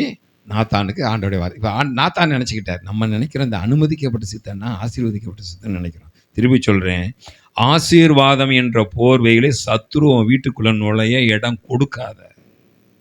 உன் வீட்டுக்குள்ள சோதனை, உன் வீட்டுக்குள்ள எந்த ஆசீர்வாதம் வந்தாலும் நல்லா கவனிங்க, உன் வீட்டுக்குள்ள எந்த ஆசீர்வாதம் வந்தாலும் இது தேவனால் அனுமதிக்கப்பட்டதான் இருக்கு. ஒரு பெரிய ஊழியக்காரர் அரை பக்கத்துக்கு போட்டிருக்காரு. அப்போ 1,00,000ங்கிறது பெரிய பணம். லாட்ரியில் 1,00,000 விழுந்தது. அதில் தசமபாகம் 10,000 என் ஊழியத்துக்கு கொடுத்துருக்க. நீ வாங்கி தொலை, வாங்காமல் தொலை, அதை பற்றி கவலை இல்லை. அதை மேகசினில் அரை பக்கத்துக்கு ஃபோட்டோ எடுத்து போட்டிருக்க. 1,00,000 நான் சொல்கிறது ஒரு 30 வருஷத்துக்கு முன்னுக்கு 1,00,000 உனக்கு லாட்ரியில் அவனுக்கு விழுந்துச்சான். அதில் தசமபாகம் 10,000 போட்டிருக்காரு. அந்த ஊழியக்காரர் அந்த லாட்ரி அந்த பணம் கொடுத்தோன்னு பக்கத்தில் ஃபோட்டோவோட போடுறாங்க மேகசினில், அட்டையில். தேவப்பிள்ளை ஆசீர்வாதம் பல ரூபத்தில். சாத்தானு கூட கேட்டேன் இயேசுவை பற்றி, என்னை கொஞ்சம் பணிஞ்சுக்கொள்ள, இந்த உலகத்தில் இருக்க எல்லாத்தையும் உனக்கு கொடுக்குறேன். ஆசீர்வாதம் வேண்டாங்கிற பிரசங்கார் அல்லனா, பிளஸ்ஸிங் நல்லா இருக்கட்டும், ஆனால் அது ஒரு விஷக்கிருமியாகவும் வீட்டுக்குள்ளே வந்துடக்கூடாது, ஒரு கொரோனாவும் வீட்டுக்குள்ளே வந்துடக்கூடாது. இப்போ சம்பவத்தை பார்த்துருக்கோம். நீ போய் அழகாக நினைக்கிறா நாத்தான் நினச்சி ஆண்டோட கேட்கல. நாத்தான் என்ன வெளிப்பாடு, என்ன வெளிப்பாடு இந்த ராஜாவுக்கு என்னன்னு சொல்கிறாரு? கோபமாக இருக்க மாதிரி நீங்களும் பரிபூர்ண சித்தத்தின் படி இருக்கலாம், நீங்கள் உட்காந்துருக்கீங்க. என்ன வெளிப்பாடு, என்ன வெளிப்பாடு, யாருக்கு இல்லாத வெளிப்பாடு என் அப்பேன் தாவீதுக்கு வந்துச்சு. அப்போ கர்த்தர் சொல்கிறாரு, நான் வாசமாக இருக்க ஆலயத்தை நீ எனக்கு கட்டுவாயா? வாசிங்க 7 வரைக்கும் போடுங்க. நான் இஸ்ரவேல் புத்திரை எகிப்திலிருந்து புறப்படின நாள் முதற்கொண்டு இந்நாள் வரைக்கும் நான் ஒரு ஆலயத்தில் வாசம் பண்ணாமல் கூடாரத்தில் வாசத்தில் உள்ளாவினேன். தாவீது நினச்சிக்கிட்டாரு, அந்த இஸ்ரேல் ஜனங்கள் வனாந்தரத்தில் வரும்போது ஆலயம் கட்ட முடியாது. ஏன்னா இன்றைக்கி ஒரு இடத்துல இருப்பாங்க, நாளைக்கு ஒரு இடத்துல இருப்பாங்க, நாளை கழிச்சு ஒரு இடத்துல இருப்பாங்க. நரிக்கவர்களை பார்த்துருக்கீங்களா? நரிக்கவர்கள் வீடு எப்படி இருக்கும்? ஊருக்கு போவான், டென்ட் அடிப்பான். அவனை மாதிரி சந்தோஷமாக யாரும் இருக்க முடியாது. அவன் மன திருப்தி நமக்கு வராது. நமக்கு என்னதான் வீடு கட்டினாலும் அதில் ஒரு ஓட்டையை கண்டுபிடிச்சிப்போம். அவன் போடுவான், நல்லா அங்கே இருக்க நாய் பண்ணி அடித்து சாப்பிடுவான், அடுத்து கூடாரத்தை தூக்குவான். அவங்க ட்ராவலர்ஸ், பில்கிரிம்ஸ். அவங்கனா நரிக்குறவர்கள்லாம் இப்போ தான் நரிக்குறவர்கள்லாம் ஒரு இடத்துல தங்கி இப்போ கவர்மெண்ட்டை வீடு கட்டி கொடுக்கும். அவங்க வீடு கட்ட முடியாது, அவங்க பில்கிரிம்ஸ் அப்படி போயிட்டே இருப்பாங்க. அதே மாதிரி வனாந்தரத்தில் அவங்க மூவிங்கில் இருக்கிறதுனால அன்றைக்கி கூடாரம் தேவை, மூவிங்கில் போட்டு வந்தாங்க. இப்போ தாவீது நினச்சிக்கிட்டாரு, அன்னைக்கு வனாந்தரத்தில் வரும்போது மூவிங்காக அப்படி போட்டாங்க. இப்போ ஸ்டடி ஆகிட்டோம், ஒரு இடத்துல ஸ்டாண்ட் பண்ணிட்டோம்ல. இப்போ நீ ஓ மூளை அறிவினாலே தேவ திட்டத்தை கண்டுபிடிக்க முடியாது. இப்போ மூளை அறிவில் கண்டுபிடிக்கிறான். நம்ம தான் ஸ்டேபிளாக தங்கிட்டோமே காணான்ல. நீ இந்த இடத்துல ஒரு நல்ல கவனிங்க, அனுமதிக்கப்பட்ட சித்தத்தில் கட்டப்பட்ட எருசலேம் தேவாலயம் தான் இன்றைக்கி ரொம்ப வேதனையை உண்டாக்கிறது. உலக நாடு வேதனை அதனால தான் வந்துருக்கு. நான் திருப்பி சொல்கிறேன், பரிபூர்ண சித்தத்தில் வேதனை இருக்காது. அனுமதிக்கப்பட்ட சித்தம் நல்லா இருக்கும், ஆனால் வேதனை இருக்கும். நல்லா இருக்கும், ஆனால் வேதனை இருக்கும். அந்த ஒன்று மட்டும் புரிஞ்சா உங்கள் பிரசங்கம் முடிஞ்சிச்சு, அவ்வளோதான். இப்போ சொல்கிறாரு, ஆண்டவர் கேட்குறாரு, இஸ்ரேல் புத்திர எகிப்திலிருந்து புறப்படும் பின்ன நாள் முதற்கொண்டு இந்நாள் வரைக்கும் நான் ஒரு ஆலயத்தில் வாசம். நான் எங்கடா ஆலயத்தில் வாசம் பண்ணேன்? நான் எங்கடா ஆலயத்தில் வாசம் பண்ணேன்? நீ தான் ஸ்டேட்டஸ் நான் பார்க்குறேன், நான் ஸ்டேட்டஸை பார்க்கலடா. என் பிதா என்ன விரும்புகிறாரோ அதை தான் நான் பார்த்துருப்பேன். கூடாரத்தில் வாசம் பண்ணி உலாவினேன். அடுத்த வசனம் படுங்க. நான் இஸ்ரேலாகிய என் ஜனத்தை மேய்க்கும்படி கட்டளையிட்ட இஸ்ரேல் கோத்திரங்களில் ஒரு கோத்திரம், எந்த கோத்திரத்தையாச்சும் நோக்கி நீங்கள் கேதுரு மரத்தால் செய்யப்பட்ட ஆலயத்தை கட்டாதிருக்கிற என்ன என்று நான் என்னைக்காச்சும் உங்களிடத்துல ஒரு கேள்வி கேட்டேனா? கேட்குறார் ஆண்டவர். கேட்டானா? ஐயா, அவர் கேட்டதை செய்யுங்க ஐயா. மிஞ்சின நீதிமானம் இருக்காதுங்க ஐயா, மிஞ்சின நீதிமானம் இருக்காதுங்க. கேட்டேன், எவன்ட்டையா எந்த 12 கோத்திரத்தில் எவன்ட்டையாச்சும் போய் ஆசரிப்பூரக்காரன் கட்டுறதுக்கு எவனும் கேட்கல. 6 அதிகாரம் சீனாய் மலையில் ராத்திரி பாலாம் முழிச்சிருந்து என் தேவன் இன்ச்சு வைங்க யார் மூலமாக கட்டுறதுக்கு எவன் ஆவியை நான் எழுப்புவேன்னு கூட சொல்லி கொடுத்தாரு. எந்த ஞானத்தை தருவேன்? எகிப்துலேருந்து நகைனா தங்கத்தை வாங்கிட்டு வச்சோடனே அது இதுக்காகத்தான் எல்லாம் பிளான்டாக சொல்லி கொடுக்குறாரு. இப்போ கேட்குறாரு, டேய் நான் ஆலயத்தில் வாசம் பண்ணணுன்னா எவன்ட்டையாச்சும் இந்த கோத்திரத்தையாச்சும் நான் கேட்டேன்னாடா? ஏன்டா என்னை சில பேர் நம்மளை பிரியப்படுத்துகிறேன்னு நமக்கு பிடிக்காததே திருப்பி திருப்பி இடையில வைப்பாங்க, பார்த்துருக்கீங்களா? கஷ்டப்பட்டு சாப்பிடுவோம், ஆனால் பிடிக்காது அந்த காய், அதை தான் திருப்பி திருப்பி வைப்பாங்க. சாப்பிடுங்க சாப்பிடுங்கன்னு. அது நமக்கு வாய்க்கு வழங்காது, வேஸ்டாக்க மனது. அது மாதிரி நான் எவன்ட்டையாச்சும் கேட்டேனாடா 12 கோத்திரம் 12 கோத்திரத்தில் எவன்ட்டையாச்சும் வந்து ஒரு ஆலயத்தை கட்டுங்க ஏதாச்சும் நான் கேட்டேனா? உனக்கு நெஞ்சு உறுத்துது, நான் கேதுரு மரத்தில் இருக்கேன், என் ஆண்டவர் உனக்கு தான் உறுதி, எனக்கு அது உறுத்தலடா. இவன்ட்டையாச்சும் கேட்டானா? 12:13 போடுங்க. 12:13 12வது வசனம் 7 12 உன் நாட்கள் நிறைவேறி நீ பிதாக்களுடன் நித்திரை பண்ணும்போது நான் உனக்கு கற்பப்பிறப்பாகி உன் சந்தையில் பண்ணி அவர் ராஜ்யத்தை நிலைப்படுத்துவேன். அடுத்த வசனம், என் நாமத்திற்கென்று அவன் ஒரு ஆலயத்தை கட்டுவான். அனுமதிக்கப்பட்ட சித்தம் தேவனாலே தான் கொடுக்கப்பட்டது. ஆனால் வேதனையும் கொடுப்பாரு, வேதனையும் கொடுப்பாரு அனுமதிக்கப்பட்ட சித்தத்தில். ஃபஸ்ட்டு மிரட்டுறேன்னு சொல்லாதீங்க, நீங்களாம் பரிபூர்ண சித்தத்தை செய்வதற்காக இதை நான் குத்துக்கிட்டு இருக்கேன். வேதனை என்ன வேதனை? அண்டு சொல்லிட்டு அவனுக்கு கொடுத்துறேன், ஆனால் இதை தானே கட்டணுங்கிற, கட்டிக்க போ. நீ கட்ட வேணாம், சாலமோன் கட்டுவான். நான் கட்ட சொன்னேன்டா உன்னைய, நீல அகலம் கொடுத்தேனா, ஏதாச்சும் நான் செஞ்சேன்னா? இன்னைக்கு அடிச்சுக்கிட்டு இருக்காங்க. இன்னி உலக நாடுகள் பிரச்சனை, 3ஆம் உலக போரே அதை வச்சு தாங்க வரும். 3rd வேர்ல்டு வார் எருசலேம் தேவாலயத்தை வச்சா வரப்போகுது. வச்சுங்க. இன்னைக்கு அங்கே மாஸ்க்குன்னு ஒன்று இருக்குது, அங்கே அவனுடைய ஒரு மசூதி அங்கே ஒன்று இருக்குது. அந்த மசூதி, இந்த மசூதியை ஒருத்தன் இடித்து அந்த இடத்துல தேவாலயம் கட்டினா தான் அந்தி கிறிஸ்து வர முடியும். உலக நாடு பிரச்சனை, அயோத்தி பிரச்சனையை நம்ம தீர்த்திட்டோம். எப்படி உலகத்துக்கு எருசலேம் தேவாலயம் பிரச்சனையோ அதே மாதிரி இந்தியாவுக்கு அயோத்தின்னு ஒரு பிரச்சனை இருந்துச்சு, அதை வச்சு செத்துக்கிட்டு இருந்தோம். இன்றைக்கி அயோத்தி பிரச்சனை இந்தியா தீர்த்துட்டான். ஆனால் எருசலேம் தேவாலய பிரச்சனை இன்றைக்கும் தீர்க்க முடியாது. அந்தி கிறிஸ்துவை தவிர வேறு எவனும் தீர்க்க முடியாது. அவன் தீர்த்துற கடைசியில் அவனே தலைவலியாக மாறுவான் யூதர்களுக்கு. அனுமதிக்கப்பட்ட சித்தத்தில் பெயின் இருக்கு, அது தேவன் தான் பிளஸ் பண்ணி கொடுக்குறாருங்க. தேவன் தான் இப்போ சொல்கிறாரு, நான் வேண்டாம் சொல்லலையே, நீ விருப்பப்பட்ட நீ கட்ட வேணாம். உன் பொண்ணுக்கு சாலமோன்கிறவங்க ஒருத்தருப்பான், அவங்ககிட்ட நம்ம நினைக்கிறோம் சாலமோன் எவ்வளோ தேவ பக்தி உள்ளவன் கட்டிட்டானு, அவன் ராஜ்யத்தினை என்றைக்கும் சிறப்படுத்துவேன். இப்போ 1 ராஜாக்கள் 6வது அதிகாரம் போட வேண்டாம். 1 ராஜாக்கள் 6வது அதிகாரம் முழுவதும் சாலமோன் தனக்கு கிடைச்ச ஞானத்தை வைத்துக்கொண்டு தேவாலயத்தை கட்டுகின்றான். தனக்கு கிடைச்ச ஞானத்தை வைத்துக்கொண்டு. ஆனால் ஆசாரிப்போட அவர் கட்டும்போது தேவனுடைய பிளான், இங்கே அழகான ஆலயத்தை தான் கட்டினா, அந்த கட்டலாம் இடிக்கப்பட்டுச்சு. திருப்பி செருபாபேல் கட்டினா, அப்போ அந்த ஆலயமும் இப்போ இடிக்கப்பட்டுச்சு. நீ அடுத்த அந்தி கிறிஸ்து ஒரு ஆலயத்தை கட்டுவான், திருப்பி அது கட்டப்படும். ஆனால் ஆண்டவருடைய ஆசரிப்பு கூடாரத்தில் பிரச்சனை இல்லை, ஆண்டவருடைய பரிபூர்ண சித்தத்தில் பிரச்சனை இல்லை. இதனால தான் ஒழுங்காக ஜெபம் பண்ணுங்க, ஒழுங்காக பைபிள் படிங்க, ஒழுங்காக உபவாசம் பண்ணுங்க, முழங்கால் படிக்கிட்டு கர்த்தர் என்ன சொல்கிறாரு கேளுங்க. அனுமதிக்கப்பட்ட சித்தத்திலே ஓடாதீங்க. 1 ராஜாக்கள் 6வது அதிகாரம் தாவீது ஆலயத்தை கட்டினதை குறித்து இருக்கிறது. அங்கே ஆண்டவருடைய ஆலோசனை இல்லை. கடைசியாக ஒரு சம்பவத்துக்கு வருவோமே, ஒன்று முடிச்சிடுவான், நேரம் இருக்குது. கர்த்தருடைய கிருபையில் எனக்கு எப்படி முடிக்க முடியும்னு நினச்சா முடிச்சிடறேன். 1 சாமுவேல் 8வது அதிகாரத்துக்கு வருவோம். 1 சாமுவேல் 8வது அதிகாரம். என் பிரசங்கம் புரியுதா பாஸ்டர்? நாங்களே நொந்து வெந்து போய் வந்திருக்கிறோம், நூடுல்ஸ் ஆகி வந்திருக்கிறோம். என்னவாயிருக்கோம்? எங்களை நீங்கள் பஜ்ஜி போடுறீங்க, அப்படியா இருக்கீங்களா? சில நேரத்தில் உரசுறது தங்கத்தினுடைய பவரை வெளியே கொண்டு வரதுக்கு. நான் ஞாயிற்றுக்கிழமை மாலை ஆராதனையில் கேட்டேன், ஆண்டவர் காலையில் தான் மக்களை உரசி விடுறேன், ஞாயிற்றுக்கிழமை மாலையில் இப்படி பேசவே கூடாதாப்பா, ஒரு 1/2 மணி நேரம் போதுமாப்பா, அதில் ஏதாச்சும் மக்களுக்கு ஒரு ஆசீர்வாதமாக கொண்டு போவோம். நானும் ஞாயிற்றுக்கிழமை என் செய்தி என்ன உங்களை இப்படியே மோல்டு பண்ணலாம் தான் பார்க்குறேன். ஆனால் இப்படி தான் வந்துடுது எனக்கு. தேவ பிள்ளையே, நீங்களும் அதுக்கு பழகிட்டீங்க. இப்போ உங்களை எந்த பிரசங்காரும் ஏற்ற முடியாதுங்க. ஏன்னா உங்களுக்கு சாப்பாடு வேறு விதமாக சாப்பிட்டு பழகிட்டீங்க. கர்த்தர் உங்களோட இருக்கிற நல்ல மக்கள், கர்த்தர் உங்களோடு இருப்பார். ஆக அதனால் தயவு செய்து இந்த மாதிரி கொஞ்சம் உரசல் வசனங்கள் தான் நம்மளை மேலே தூக்கும். 1 சாமுவேல் 8வது அதிகாரம் 1வது வசனம் 3லேருந்து 7 வரைக்கும் வாசிக்கிறோம். 1 சாமுவேல் 8. என் கூட கோர்வையாக வரீங்களா? உங்கள் மைண்டில் பேப்பரில் எழுதுன்னு ரைட்டு தான், மைண்ட்லேயும் நீங்கள் போட்டே வாங்க. மைண்டில் போட்டு மெடிடேஷன் பண்ணுங்கள். பேப்பரில் போட்டு வீட்டில் போய் படிக்கிறது நல்லது தான். மைண்டில் போட்டு மெடிடேஷன் இப்போ போயிடாதீங்க. நம்ம அனுமதிக்கப்பட்ட சித்தத்தில் இருக்கோமா, பரிபூர்ண சித்தம் இப்போ ஆராய்ச்சி இப்போ பண்ணுற நேரம் இல்லை. உங்கள் மைண்டு இங்கே இருக்கட்டும், அது அப்புறம் ஆராய்ச்சி பண்ணிக்கலாம். மூட்டை கட்டி போட்டுருங்க, அப்புறம் போய் அதை கவுத்துக்கலாம். யோசிக்க சாமுவேல் முதிர் வயதான போது, இப்போ 1 சாமுவேல் 8வது அதிகாரம் 1வது வசனம் வாசிக்கிறோம். சாமுவேல் முதிர் வயதான போது தன் குமார் இஸ்ரேல் மேல் நியாயபதியாக வைத்தான். தன்னுடைய சாமுவேல் ஊரேனா ரட்சிப்புகளை நடத்தின சாமுவேல், ஏலியின் பிள்ளைகள் சரியில்லை என்று தீர்க்க சொன்ன சாமுவேலுடைய பிள்ளைகள் இப்போ சரியில்லை. அதுக்கடுத்து 3லேருந்து போடுங்க, 3லேருந்து 7 வரைக்கும் 2வது வசனம் வேணாம். ஆனாலும் அவனுடைய குமாரர்கள் அவன் வழியில் நடவாமல் பொருளாதாரத்தைக்கு சாய்ந்து லஞ்சம் வாங்கி நியாயத்தை புரட்டினார்கள்.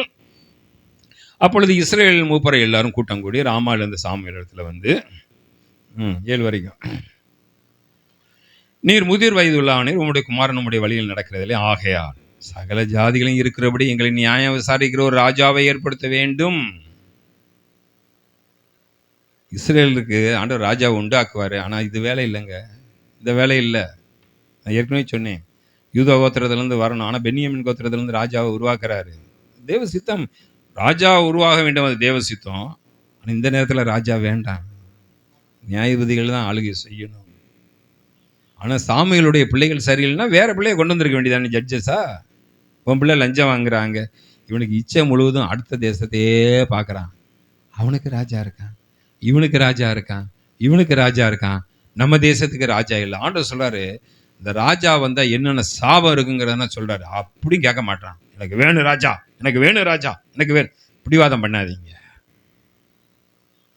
என் ஆத்துமாவை பார்த்து பேசுகிறேன், ஆத்துமாவே பிடிவாதம் பண்ணாத. நான் உங்களை பார்த்து பேசுகிறேன், என் ஆத்துமாவை பார்த்து பேசுகிறேன். இப்படி ஆண்டவருடைய பரிபூர்ண சித்தத்துக்கு விரோதமாக பிடிவாதம் பண்ணாத. அந்த ஆசீர்வாதம் தேவனால் ஆசீர்வதிக்கப்பட்டது தான். ஆனால் பெயின் இருக்கும், அதில் வேதனை இருக்கும், பிரச்சனை இருக்கும். உனக்கு மட்டும் இல்லை, தேசத்துக்கே அதன் மூலமாக பிரச்சனை வரும். இப்போ பிரச்சனை என்ன ஆகிறது? எங்களுக்கு ராஜாவை ஏற்படுத்தும் என்றார்கள். 7 வரைக்கும் போடுங்க. எங்களுக்கு நியாயம் விசாரிக்க ஒரு ராஜாவை ஏற்படுத்தும் என்று அவர்கள் சொன்ன வார்த்தை யாருக்கு தகாததாய் காணப்பட்டது? யாருக்கு அது பிடிக்கல? சாமுவேலுக்கு பிடிக்கலாம், சொல்ல முடியல, என் பிள்ளை சரியில்லை, பிள்ளையை சீர்திருத்தவும் முடியல. ஆனால் சாமுவேலுக்கு பிடிக்கல. ஆகையால் சாமுவேல் கர்த்தரை நோக்கி ஒரு ஜெபம் பண்ணுறாரு. என்ன ஜெபம் பண்ணுறாரு? சாமுவேலை நோக்கி போட்டிங்களா 7வது வசனம். அப்போது கர்த்தர் சாமுவேலை நோக்கி, உன்னிடத்தில் சொல்வதை எல்லாம் அவர்கள் சொல்வதை நீ கேள்றா. உன்னை தள்ளாங்கன்னு நினச்சிக்கிட்டு இருக்கியா? அவங்க என்னையே தாண்ட தள்ளாங்க. யாரை தள்ளாங்க? உன்னை தான் உதைச்சாங்கன்னு நினைக்கிறியா? அவங்க என்னையே உதைக்கிறாங்கடா, என்னையே தாண்ட தள்ளி விடுறாங்க. நீ என்னமோ உன்னை உதைக்கிறாங்கன்னு நினச்சிட்டு இருக்க. அவங்க என்னையே உதைச்சிட்டாங்க, ராஜா வேணும்னு. நடந்த காரியம் என்ன? 10வது அதிகாரம் 1வது வசனம் போடுவோம். 10வது அதிகாரம் 1வது வசனம், 1 சாமுவேல் 10:1. 1 சாமுவேல் 10வது அதிகாரம் 1வது வசனம் போட்டாச்சா? அப்பொழுது சாமுவேல் தைல குப்பியை எடுத்து, யாரு? சாமுவேல் தைல குப்பியை எடுத்து அவன் தலைவின் மேல் வார்த்து அவனை முத்தம் செய்து, கர்த்தர் உன்னை தம்முடைய சுதந்திரத்தின் மேல் தலைவனாக அபிஷேகம் பண்ணினார். ராஜாவாக ராஜ அபிஷேகம். கர்த்தர் சொல்லி சவுலை சாமுவேல் ராஜ அபிஷேகம் பண்ணுகின்றார். அதான் பிரச்சனை. ஆண்டவர் சொல்றாரு, உன்னை உதைக்கல. சில நேரத்தில் பிள்ளைக ஒரு ஸ்டேஜ் வந்தோடனே அப்பா அம்மா உதைக்கும் பார்த்தீங்களா? ஆலோசனை கொடுக்குற வேற, உதைக்கிறது வேற. ஒரு ஸ்டேஜுக்கு போன பிறகு அது மட்டும் செஞ்சிடாதீங்க. அவங்க எடுக்கக்கூடிய தீர்மானம் தவறாக கூட இருக்கலாம், அவங்க படிப்பறிவு இல்லாதவங்களாக இருக்கலாம். ஆனால் உதைச்சிட மட்டும் செய்யாதீங்க. கற்பத்தில் இருக்கும்போது பிள்ளை உதைக்கும் போது சந்தோஷப்படுவாங்க, என் பிள்ளை உதைக்குது, என் பிள்ளை உதைக்கணும். வெளியே வந்து பிள்ளையை கொஞ்சம் போது பிள்ளை உதைக்கும், அப்போ என் பிள்ளை உதைக்குது, என் பிள்ளை உதைக்குது, அவங்களுக்கு ஒரு சந்தோஷம் இருக்கும். ஆனால் வளர்ந்த பிறகு உதைச்சிடாதீங்க. தப்பாக போனால் ஆலோசனை கொடுங்க, உதைச்சிடாதீங்க. அந்த உதைச்சதனுடைய வேதனை நம்ம அனுபவிக்க முடியாது. ஆண்டவர் சொல்றாரு, உன்னையாடா உதைச்சாங்க, உன்னையவா உதைச்சாங்க, அவங்க என்னையே உதைச்சாங்கடா. சாமுவேல், என்னையே உதைச்சாங்க, என்னையே அவங்க தள்ளி விட்டாங்க. ஆனாலும் கர்த்தர் சொல்றாரு, என்ன சொல்றாரு? அப்போ சாமுவேல் சொல்றாரு, இப்போ ஆண்டவரே நீ தானே ஆண்டவரே சொன்ன ராஜா வேணான்னு சொல்லி, நான் உங்களுக்கு அனுமதி கொடுத்தாண்டா ஆகணும். நான் கொடுக்கலன்னா அவனே ஒரு ராஜாவை ஏற்படுத்திடுவான்டா. அட்லீஸ்ட்டு நான் அவன் போக்குக்கு சில போக்குக்கு விட்டு பிடிக்குவாங்க பார்த்தீங்களா? அவன் போக்கு கொஞ்சம் விட்டு பிடிக்கிறேன். நான் சொல்லிட்டேன், ராஜாவாக வர்றதுனால என்னென்ன சாபத்தை நீ அனுப்பினா அதையும் நான் சொல்லிட்டேன், அதையும் அவன் அக்செப்ட் பண்ணிட்டான். விட்டு விடு போ. ஆண்டவரே சந்தோஷமாக சாமுவேல் செஞ்சிருவான்னு நினைக்கிறீங்க இந்த காரியத்தை? ஆனாலும் அவனை முத்தம் செய்து கர்த்தர் உன்னை தம்முடைய சுதந்திரத்தின் மேல் தலைவனாக அபிஷேகம் பண்ணிறாள் அல்லவோ. அப்போ பெர்மிஷிவில் கர்த்தர் வந்து நிற்கிறதுனால இது கர்த்தர் கொடுத்தாருன்னு நினச்சிடாதீங்க. என் பிள்ளை தப்பு பண்ணிருச்சுன்னா நம்ம ஆண்டவர் கைவிடுற ஆண்டவர் கிடையாது. நம்ம கை விட்டுருவோம். நீ தப்பு பண்ணாலும் என் ஆண்டவர் கைவிட மாட்டார். நான் உன்னை விட்டு விலகுவதும் இல்லை, அவருடைய பிரசன்னத்தை வேணா கூட்டி குறைப்பாரே ஒழிய உன்னை கைவிட மாட்டார். அவர் ரொம்ப நேசிக்கிற ஆண்டவர். அந்த பரிபூர்ண பிளஸ்ஸிங். அது பிரச்சனை, எவ்வளோ பிரச்சனை சந்திச்சாங்க தெரியுமா ராஜாவின் நிமித்தமாக. கடைசியாக ஒரு வசனத்தை வாசித்து முடிச்சுட நேரம் ஆச்சு. கர்த்தருடைய பந்திகளை ஓசியா 13வது அதிகாரம் 9, 10, 11 வசனங்களை வாசித்து நம்ம முடிச்சிருவோம். ஓசியா சிறிய தீர்க்கதரிசி புஸ்தகத்தில் முதல்ல வரும். ஓசியா 13வது அதிகாரம் 9வது வசனம். இஸ்ரவேலரே, நீ உனக்கு கேடு உண்டாக்கி கொண்டாய், ஆனாலும் என்னிடத்தில் உனக்கு சகாயம் உண்டு. எனக்கு ராஜாவையும் அதிபதிகளையும் ஏற்படுத்த வேண்டும் என்றாயே, இப்போதும் உன்னுடைய எல்லா பட்டணங்களிலும் உன்னை ரட்சிக்கும் ராஜா எங்கே? உன் நியாயாதிபதிகள் எங்கே? அடுத்த வசனம். நான் ராஜாவை உனக்கு கொடுத்தேன். நான் ராஜாவை உனக்கு, என்ன முழிக்கிறீங்க? அப்ப ஆண்டோட்ட வாங்குறது பெருசு இல்லை. அவர் சந்தோஷத்துல கொடுக்குறாரா கோபத்துல கொடுக்குறாரான்னு தெரிஞ்சுக்கிறணும். கர்த்தர் கொடுத்தார், கர்த்தர் கொடுத்தார், கர்த்தர் கொடுத்தார், கொடுத்தார். ஆகாரை கர்த்தர் தான் கொடுத்தார். ஆகாரை மனைவி தான் கொடுத்தாள். கொடுத்தது கர்த்தர் தான். உன் அப்பா அம்மா உனக்கு கொடுக்கறது ஆசீர்வதிச்சு கொடுக்கணும். கோபத்தில் எதுவும் வாங்காதீங்க. கோபத்தில் வாங்காதீங்க. அநேக பிரச்சனைகள் வேதனைகள் நமக்கு வர்றது கர்த்தர் தாயா கொடுத்தாரு. இங்கே சொல்கிறாரு ஓசியா தீர்க்கதரிசி சொல்கிறாரு, என் ஜனத்துக்கு ராஜா வேணாம் வேணான்னு கேட்டேன், ஆனால் இவன் பிடிவாதம் பண்ண பிறகு ஆண்டவர் சொல்கிறாரு, அவர் முகம் அவ்வளோ கோபம், ஆனால் அவர் தான் அபிஷேக தைலத்தை சாமுவேல்கிட்ட கொடுத்து சவுலை அபிஷேகம் பண்ண சொல்கிறாரு. ஆனால் சொல்கிறாரு, நான் கொடுத்தது சந்தோஷத்தில் கொடுக்கல. இப்போ மனுஷன் கோபத்தில் கொடுத்தாலே தாங்க முடியாது. அதான் சொல்லுவாங்க, அந்த பரிதானங்கிறாங்க பார்த்தீங்களா? பரிதானம் சில காரியங்கள்லாம் ஆண்டவர் பிரியமில்லாத காரியங்கள்லாம் ஏன் ஆண்டவர் வெறுக்கிறாங்கன்னா, அவங்க சந்தோஷத்தில் கொடுக்க மாட்டாங்க. இந்த வேலை செஞ்சு அதை கேட்டு தொலைகிறானேன்னு சொல்லி வயிறு எரிஞ்சு கொடுப்பாங்க பார்த்தீங்களா? அதான் மனுஷன் வயிறு எரிஞ்சு கொடுத்தாலே என்ன செய்ய மாட்டேங்குது. நமக்கு தெரியும், ஒருத்தன் வயிறு எரிஞ்சு கொடுத்தா நம்ம என்ன செய்ய மாட்டோம். ஆகாரம் வச்சா கூட நீ போஜன பிரியனா இருந்தால் தொண்டையில் கத்திய வச்சிரு. அவன் வயிறு எரிஞ்சு உனக்கு ஆகாரம் போட்டால் சாப்பிடாதேங்கிறார் ஆண்டவர். அவன் இருதயத்தை பாரு. அவன் இருதயம் நல்லா இருந்தால் சாப்பிடுன்னு அப்படி ஆண்டவர் சொல்கிறாரு. இப்போ ஆண்டவரே எப்படி கொடுக்குறாரா? உற்சாகமாக இருக்கீங்களா? சோர்ந்து போயிட்டீங்களா? கை காட்டுங்க. எப்படி சக்ஸஸ். சில கையை காட்டாமல் இருக்கீங்க. இப்படி இருக்கீங்களா? தேவ பிள்ளைய நீங்கள் நல்ல செய்தி தான் கொடுத்துருக்கீங்க. பெர்ஃபெக்ட் வில்லுக்குள்ளே போக முயற்சிப்போம். இப்போ ஆண்டவர் சொல்கிறாரு, நான் கோபத்தில் உனக்கு ராஜாவை கொடுத்தேன், ஆனால் உக்கரத்திலே அவனை திருப்பி நான் எடுத்துக்கொண்டேன். தேவ பிள்ளை, இன்னைக்கு சொன்னதுடைய ஹைலைட்ஸ் மட்டும் திருப்பி சொல்லி முடிக்கிறேன். இன்னைக்கு கேட்ட முதல் கேள்வி, தேவனுடைய திட்டம் மாறுமா மாறாதான்னு கேட்டேன். மாறும் என்று 4 பேர் கையை தூக்குனீங்க. மாறாதுன்னு சொல்லி 4 பேர் கையை தூக்குனீங்க. சிலர் 2 நடக்குன்னு கை தூக்குனீங்க. எல்லாருக்கும் ஒரு கைத்தட்டல கொடுத்துருவோமா? ஹல்லேலூயா. சரி, முதல் ஒரு காரியத்தை குறித்து வாசித்தோம்.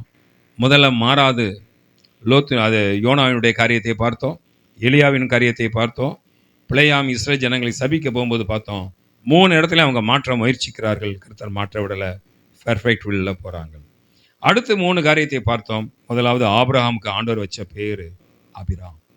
நீ ஒரு ஜாதி பெரிய ஜாதி, ஆனால் அவன் செய்த காரியம் பல ஜாதிக்கு பெரிய ஜாதி. ஆனால் அதனால் அவன் பேரை ஆபிரகாம் மாற்றி அந்த வேதனை இன்னைக்கு உலகம் அனுபவிக்குது. அடுத்து பேதுருவை குறித்து பார்த்தோம். பேதுருக்கு உள்ள திட்டத்தை இப்போ பவுல் வாங்கிக்கிட்டாரு. ஆசரிப்பு கூடாரத்தை பார்த்தோம். அவ்வளோ இன்ச்சு பை இன்ச்சா ஆண்டவர் ஆசரிப்பு கூடாரத்தை சொன்னார். அவங்க கானானுக்கு போனோடனே அது வரைக்கும் மண்ணா விழுந்துக்கிட்டு இருந்துச்சு. கானானுக்கு போனோன்னா மண்ணா நின்று போச்சு. விவசாயம் பண்ணி தான் சாப்பிடணுன்ட்டார். லாபம் மாற்றிட்டார்ல. வனாந்தரத்தில் போகும்போது உன்னால் இங்கே நெல்லை நட்டுட்டு ஆண்டவர் மகிமையை தூக்கிட்டு போயிட்டாருன்னு நெல்லை எவன் பாதுகாப்பான்? நெல்லை எவன் வளர்ப்பான்? திருப்பி வந்து எடுக்க முடியுமா? முடியாது. அப்போ உனக்கு ஆகாரம் வானத்துல தான் கொடுத்தாகணும். அதே நேரத்தில் நீ கானானுக்குள்ளே போயிட்ட, இனிமேல் உனக்கு நான் மண்ணா கொடுக்க தேவையில்லை, விவசாயம் பண்ணி சாப்பிட மாற்றினார். ஆனால் கானானுக்குள்ளே போனோன்னா ஆலயத்தின் காரியத்தில் ஆண்டவர் மாற்றலை, கூடாரத்தை தான் விரும்பினார். ஆனால் இவன் அனுமதிக்கப்பட்ட சித்தத்துக்குள்ளே போயிட்டான். அடுத்து இஸ்ரேலுக்கு ராஜா அந்த நேரத்தில் ஆண்டவர் விரும்பலை. அப்போ நாமே நிதானித்து பார்க்கணும். ஒரே ஒரு உடன்படிக்கை பண்ணுங்க, ஆசீர்வாதங்கிற போர்வையில் சத்துரு வந்துடக்கூடாது. உடம்புல வெள்ளை அணுக்கள் இருக்குது. இந்த வெள்ளை அணுக்கள் எந்த கிருமி வந்தாலும் எதிர்த்துரும். அதனால் எந்த கிருமி நம்ம உடம்புக்குள்ளே வராது. வெள்ளை அணுக்கள் அவ்வளோ பாதுகாக்கும். ஆனால் இந்த எய்ட்ஸ் இருக்குது பார்த்தீங்களா, ஹெச்ஐவி, அது உள்ளே நுழையும் போது மட்டும் அந்த ஹெச்ஐவி உள்ளே நுழைஞ்ச உடனே, ஹெச்ஐவி வேறு எய்ட்ஸ் வேறு. ஹெச்ஐவியை குணப்படுத்தலாம், எய்ட்ஸை குணப்படுத்த தான் கஷ்டம். ஹெச்ஐவிங்கிறது இனிஷியல் ஸ்டேஜ். இந்த ஹெச்ஐவி உள்ளே நுழைஞ்சோடனே உள்ளே இருக்க வெள்ளை அணுக்களுக்கெல்லாம் கம்யூனிகேஷன் போகுமா? நம்ம உடம்புக்குள்ளே வேற ஒருத்தர் ஃபாரினர் வந்துட்டார், யாருன்னு கண்டுபிடின்னு வருமா? கண்டுபிடிச்சா கடைசி சொல்லுமா, அதுவும் நம்மளை போல வெள்ளை அணுக்கள் தான், அக்செப்ட் பண்ணுமா? வெள்ளை அணுக்கள் மாதிரி தான் உள்ளே நுழையுமா அந்த ஹெச்ஐவி? உள்ளே நுழைஞ்சோடனே இந்த வெள்ளை அணுக்கள் அதை ஏற்றுக்கொள்ளுமா? ஏற்றுக்கொண்டு நம்ம பாடியில் வாழ விட்டுருமா?